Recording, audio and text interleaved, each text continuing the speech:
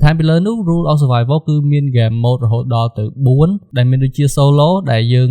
ចូលទៅលេងម្នាក់ឯង Duo ដែលយើងចូលទៅលេងមានគ្នា2នាក់ Squad គឺជា mode ដែលយើងអាចចូលទៅលេងគ្នា4នាក់ហើយបន្តមកទៀតគេក៏បន្ថែមជាមួយនឹង mode មួយទៀតនោះគឺ Fire Team ហើយ Fire Team នេះគឺអាចឲ្យយើង form team រហូតដល់5នាក់ដើម្បីចូលទៅលេង Rule of Survival គឺមានអាវុធជាច្រើនផងដែរដែលមានដូចជា AKM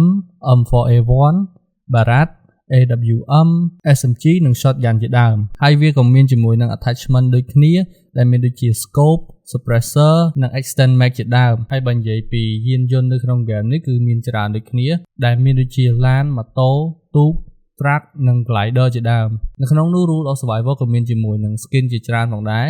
ដែល skin ទាំងអស់ហ្នឹងហើយដែលធ្វើឲ្យមានភាពតាក់ទាញជាមួយនឹង player ដែលគាត់ចូលទៅលេងគាត់មាន skin ស្អាតមានអីចឹងហើយក្នុងនោះក៏ជាចំណូលរបស់ខាង Rule of Survival ដែរដែលគាត់ធ្វើការលក់ skin ក៏ដូចជាមានជាការបង្វិលយក skin អីចឹងទៅ